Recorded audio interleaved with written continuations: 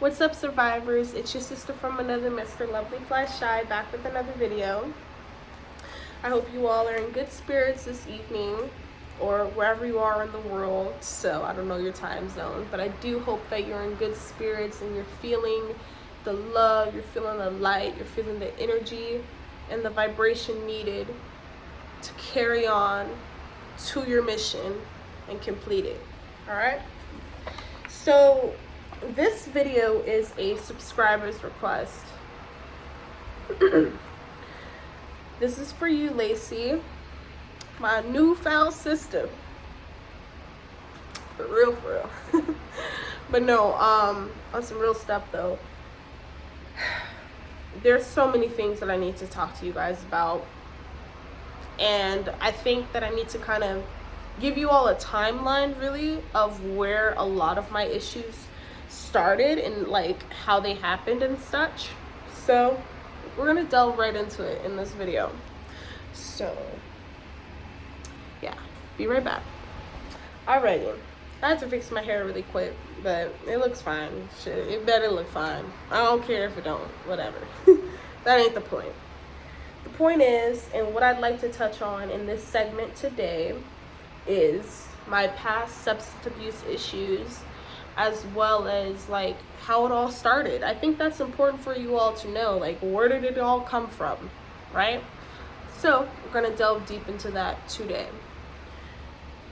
So the first time that I had ever used any substance was when I was 12 years old.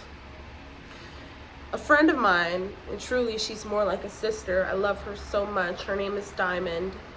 She, I grew up with her, and she and I used to babysit this girl named, this young lady or young woman, her name was Peaches.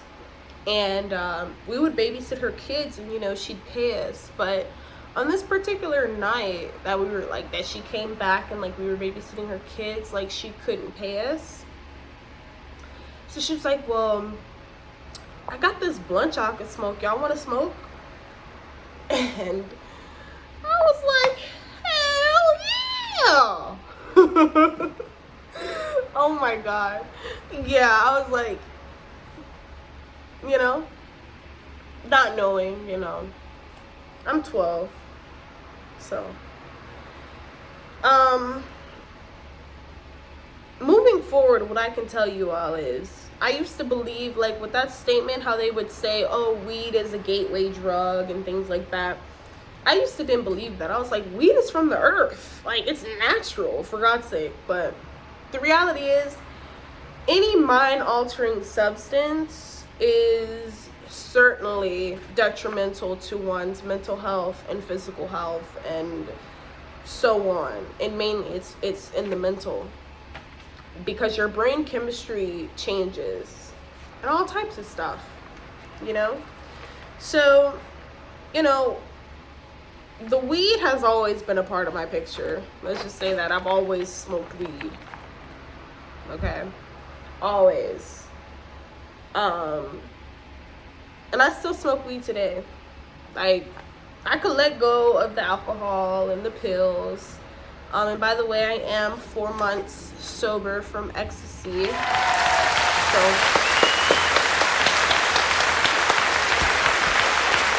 what up? No, but I'm a good kid. Weed has always been a part of my picture. And, I find that now that, like, we have dispensaries and everything, the weed has completely changed. Like, it's nothing like what it was when I was 12 or 15 or 16. Like, that's another story. I don't want to get too off topic, so excuse that. So we're going to talk about my alcoholism. So the first time that I had my very first alcoholic beverage was when I was about 10 years old. I was 10 years old. And this was during the time my grandmother, she was having her 60th birthday party. Sorry, y'all probably saw my little cap.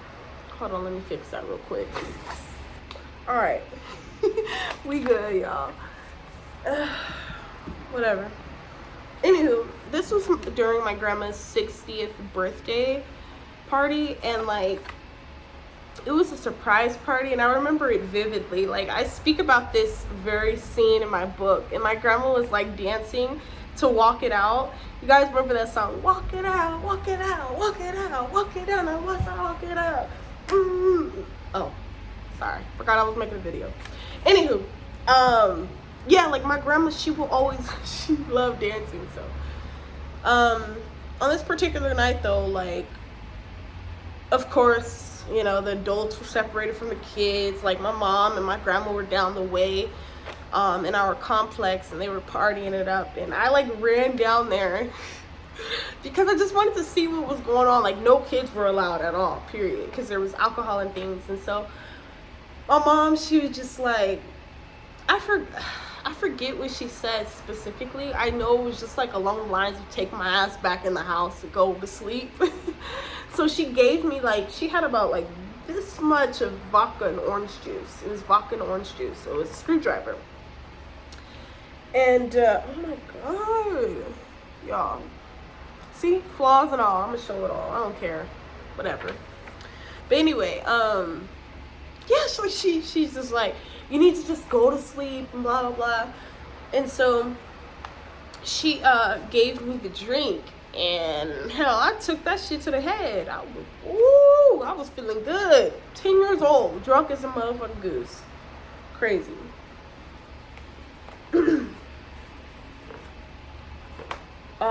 But then the next thing, or like the next phase of my life when I picked up alcohol again, was when I was like, I was 15, because my mom during these times, like, I think she knew that I had a problem, like that something was wrong with me, because like I would have breakdowns a lot, and I would have severe panic attacks where I would like pass out, and I would just like I would be on the floor just, I can't breathe, you know, because I'm having a panic attack because something came up in my mind, and I had to relive that again, you know. So she started buying me like 4 Locos when I was 15, or between the ages of 15 and 16. I think it was like 15 though. Yeah, it was 15 because I was in 10th grade. So yeah, she would start buying me like 4 Locos, and if you guys know about 4 Locos, that's not the business. I'll recommend nobody drinking those. Oh my god, I used to be so sick drinking those. Oh my god, those are so freaking disgusting. I hate those, I swear to god. But yeah, so I would just like get drunk, and I would start like crying. Like, when I would get drunk at 15 years old, I would start crying, and I would start having like panic attacks, and I would like pass out, and it was just really yeah, it wasn't cool. So we're going to fast forward, excuse me. We're going to fast forward to like once I got like well, no, actually I take that back, I'm sorry. When I met my child's father, you know, if it wasn't his mom like letting us drink and smoke at like 16 and 17, it was like other people that were like his cousins buying us liquor. So I would get drunk a lot. Like, I would get drunk a lot. And when I get drunk, like, you see, you guys, me and alcohol do not mix. You know, when it comes to alcohol, I can't drink like regular people. I don't drink like regular people. I can't just have one drink, you know? I drink to black out. You get me? So during that relationship, like, you know, the early on, like the honeymoon phase, I guess, like we would always drink, and like we would just get high all the time, smoke weed, we would go to the studio and everything like that, and we would record music and shit like that, like just, I don't know, Like, I didn't really think nothing of it until today. I'm like, damn, like, I full on, like, developed this problem because of these fucking things, you know? But, or these things contributed to that, because I probably would have picked up some type of substance anyways to deal with what I had been through as a child, as far as the sexual abuse goes, being molested and raped.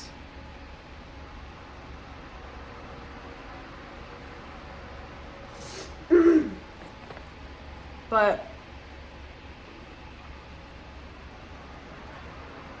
to continue on, I took some notes because I want you guys to understand, like, my brain, for some reason, like, I wouldn't say it doesn't work properly, but sometimes, like, when I get so just worked up on something and I'm so passionate about something, I tend to just touch on like a million other things, and I totally missed the point. So I don't want to do this in this video. So let's get back on topic about my past substance abuse issues. So I was a full-fledged alcoholic by the age of 22. And what I mean by that is,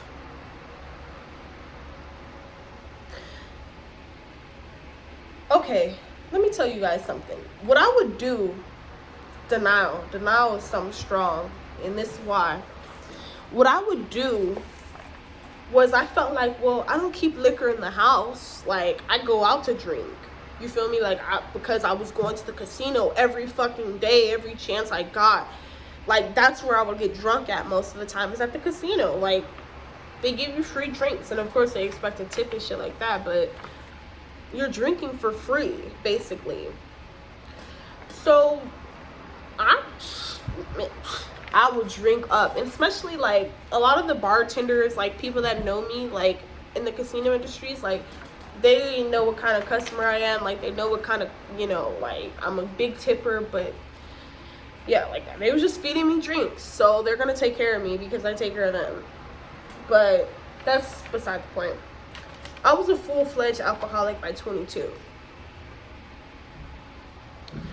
And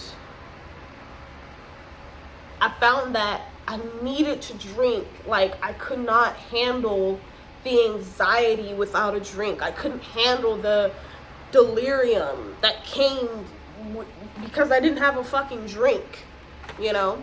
And so I was just like, well, if I don't drink at home, I necessarily don't have a problem. Like, I don't have any alcohol in the house. I'm drinking out, and then I'm coming home fucked up, plastered, you know? And, like, during some of these times, my little sisters, like, watch my kids and everything. Oh my God, I'm taking this wig off tonight. So, sorry, y'all. If y'all, look, if somebody say something, I don't even care. Like, whatever. This ain't supposed to be perfect anyways. I'm telling y'all some real shit. Anyway, I would have my, like, little sisters watching my kids and everything, and then I would just go out all day and just get drunk. Like, it's so crazy how alcohol and gambling go hand in hand completely. Like, they go hand in hand. It's just no getting around that. If you're drinking at a casino, you're bound to lose. Or even if you try to call yourself not drinking, like, you're still gonna lose. Like, there's no winners and gamblers, period. And even if you do win, are you gonna keep that win? Right. But so one thing that I was doing was, by the age of 23, you know, when I was introduced to the ecstasy, I would start mixing my ecstasy and alcohol. I would pop, like, when I was doing ecstasy, one pill, like, I would get the Transformers. Y'all know what those are. I hope y'all don't know what they are. Basically, they're these stacked pills. Like, they're stacked pills. I don't know how to explain it. I don't even want to show a picture. I don't even want to see a pill right now. Like, I swear to God, I don't. But, yeah, I would cut the pill up in fours. Like, I would take one pill, cut it up in 4 pieces, right? I would take one piece. Oops, excuse me. Just hit myself in the damn lip. But yeah, I would take one piece, and then once that would wear off, or if I felt like it wore off, if I felt like I wasn't getting that, you know, what I needed, if I wasn't high like I wanted to be, I'm popping another one. Then eventually it got to a point where I was taking 2 pills a day, plus drinking all day. And then we're gonna speak on this on a different video, because I need to address this. Like, I kind of stay silent about this, but we're gonna address this. Like, basically, I had met this girl also, and she introduced me to Norcos. Like, I had never even taken Norcos. I didn't even know what the fuck they were, but her dad used to get a prescription for Norcos. I don't know if you guys know what they are, but they're shoot, what is that? Opiate. They're an opiate. So I was taking the Norcos plus the fizz, the ecstasy, smoking weed, and drinking all day, every single day. Like, my God, it was crazy, you guys. Like, I used to be so high out of my mind. Like, I remember times leaving the casino and I'm just like, I just would take off running because I'm so fucking high, because my fucking pills are laced with shit, and I'm just out of my mind, you know. And that shit right there ain't funny. Like, that's the real shit right there.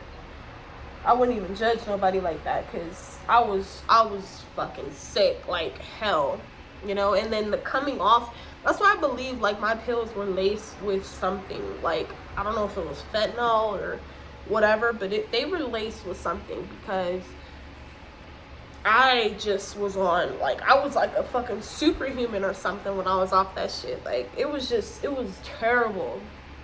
And then the coming down, like, when I would come down, bro, like, oh my God, I can't even explain it. I felt so sick to my stomach. Like, I would be throwing up. I couldn't eat nothing until I took a pill, and even then, like, I wouldn't eat nothing. That's why I was so skinny. Like, people don't understand, like, depression causes you to lose weight, substance abuse causes you to lose weight, like, mental illness causes you to lose weight. Like, for real, like, this shit is, you don't gotta be physically sick. Like, you don't have to have no disease or nothing. Like, you could be mentally sick and be fucked off, you feel me? Like, this stuff is real, you know. And as I reflect and, you know, go back down memory lane with you all, what I could tell you all is, like, I had to be on something to be spending the amount of money that I was spending during these times, and to even just big myself up to do it. Because who in their right mind is gonna blow thousands in a day, thousands in a month, and then you're fucking sitting here stuck like Chuck wondering, what do I do? Like, who's gonna help me now? Like, you know. And then you're so fucking embarrassed to tell people the truth, because you're so ashamed of, like, oh, what are they gonna think? What are they gonna think? You know what? They're probably gonna think the worst, but fuck them. Like, people, like, addiction is real, man. Like, and I'm not saying this to cater to addicts and things, because it's really up to us to change our lives. Like, if we choose to continue to gamble and we choose to continue to lose, we're going to continue to lose. Simple as that. Like, and then yeah, like, I did speak about how I got introduced to the ecstasy, which was from my child's father. Like, this was during a time where he was beating my ass on a regular, like, for real, you know. And I was just so depressed. Like, I was so depressed. I was so depleted. I felt empty. I felt like I didn't even want to live for my kids. Like, I was so done. I just wanted him to kill me. Like, that's what I fucking felt like during these times. And then one night, he comes in the room, and he's like, you know, I got something that's going to make us closer, bring us closer to each other. And I was just like, Your little thing ain't gonna do it, boy. If that's what you thought, that's what I'm thinking, right? But no, this motherfucker pulls out a pill, and he's like, here, I'm gonna take one, you're gonna take one. And what did my skewed mind during this time do? I took the fucking pill. And from that day, I was fucking hooked.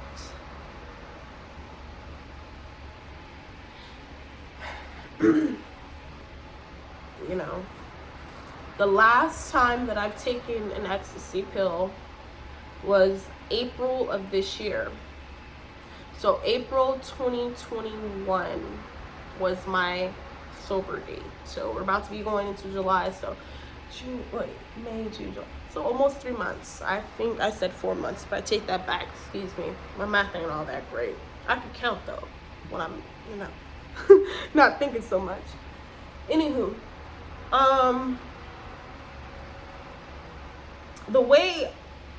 okay, so now that you all know the backstory of like how my ex introduced it to me, we're gonna get how I relapsed back to it when I had like 10 months sober from ecstasy. I may have relapsed with alcohol and weed, but I didn't fucking touch ecstasy up until this year. So basically, when I went to Miami earlier this year, back in like January, or it was in December last year, and then I got back in. No, was it? I have to look at my videos. Like, I don't know why my brain does that sometimes. I forget shit that I know like that, but then I forget it. But anywho, regardless, I went to Miami and I met this guy, and shit, he had the Molly, he had the this, he had everything, so shit, pop me at this. So when I popped that this, I knew like, oh fuck, like here we go again, because I already know how I get off that shit. Like, y'all wouldn't even imagine. You would think like crackheads or meth heads or people that's on heroin or things like that, you would think they're like the crazy ones. No, it's the pill heads, baby. I was a full-fledged pill head, and excuse me, I needed those pills, like, for real. Like, it was terrible. So yeah, then I had ran into, we're going to talk about, I didn't tell you guys this, but we're going to talk about it in the next video. But I had met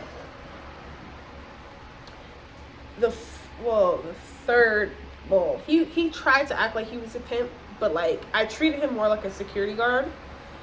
But that's like a different video. You know what? I need to make that video tomorrow, because I need to talk to you guys about this, because this is the reason why I got hooked back to ecstasy. Like, man.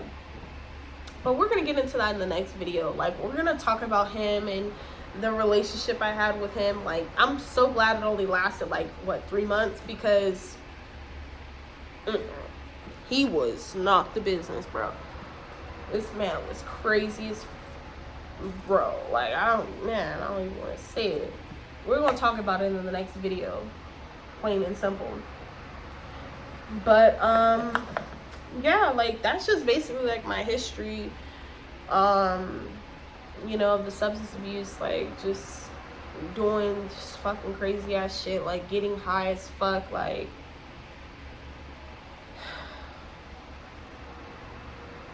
I hate pills, man. I really do. That shit was that did it for me. It broke me in pieces. Like, crap. I think this is over 15 minutes. Damn it. I'm sorry, you guys. I know I said I would keep my videos moving forward 15 minutes and under, but this one, it needed some extra time, because I wanted to really tell you guys, like, man, these substances ain't gonna bring you no good. I'm telling you, like, alcohol ain't gonna bring you no good. Weed, shit, it ain't gonna bring you no good either. Like, I mean, I'll admit to you guys, I still smoke weed.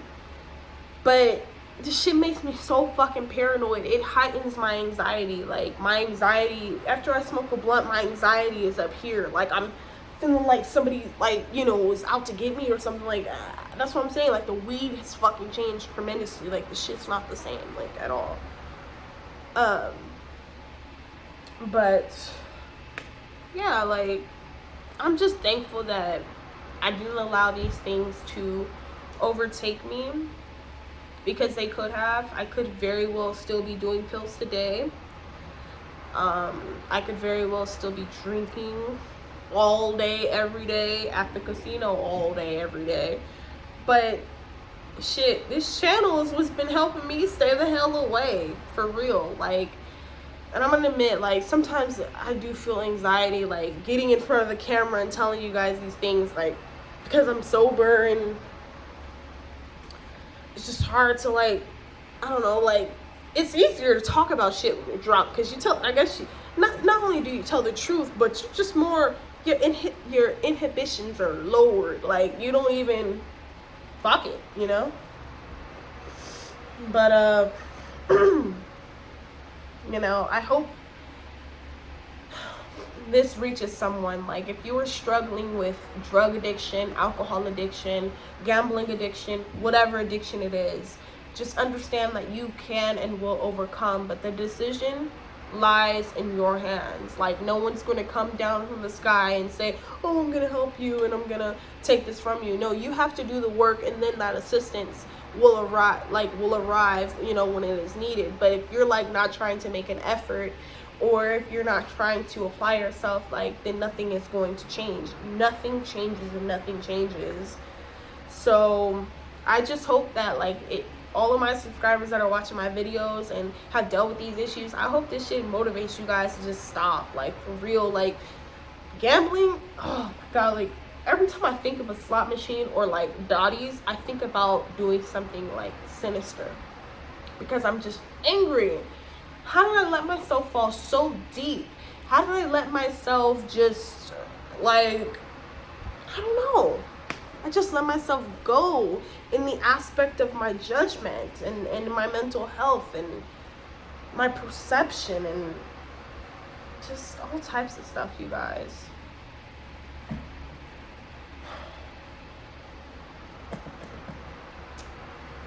This shit is real.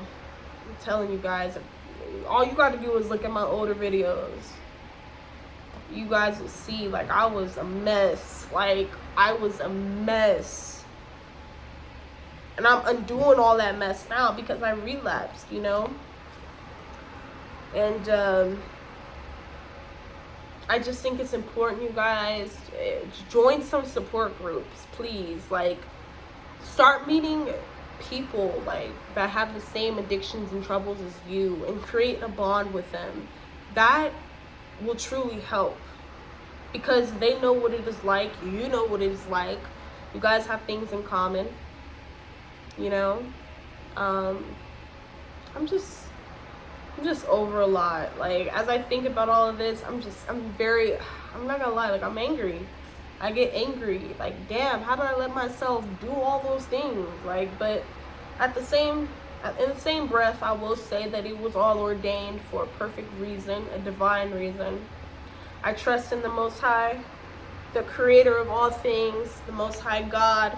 You know, and I believe that nothing that I've been through was in vain. You know, I had to go through those things. I had to be broken down mentally, psychologically, emotionally, physically, the whole nine, in order to renew myself, in order to redefine myself and refine myself into who I was truly meant to be. And here I am. I can't wait till I can tell you guys that I have 5 years sober, 10 years sober. It's coming. And you can do it too. Yes, you can. I believe in you. You can stop drinking today. You can stop smoking today. You can stop gambling today. You can stop all of that today. It's up to you. Okay? It was up to me. And you see what choices I made. And you see where that got me. Do better. Choose better. Think wiser, okay? And to close this out, y'all, because I'm tired now. And I just let my food get cold. I literally had some tater tots, and I got me some taquitos from 7-Eleven. So I was about to eat that. But y'all, it just got cold. I'm finna put that back in the oven because I'm hungry. Your girl been fasting lately. I'm trying to drop this extra baby fat. So I've been fasting. I've been drinking a lot of water. I got my Perrier though. I'm cheating. But this still water. It's just carbonated.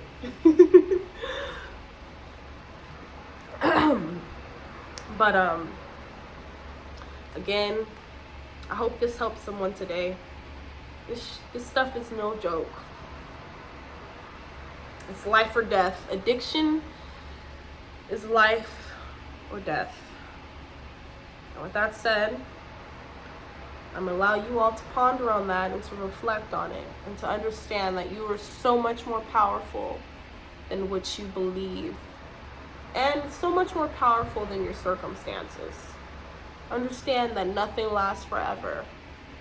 Things turn around, but we have to apply ourselves. We have to do the work. It's not just going to fall into our laps.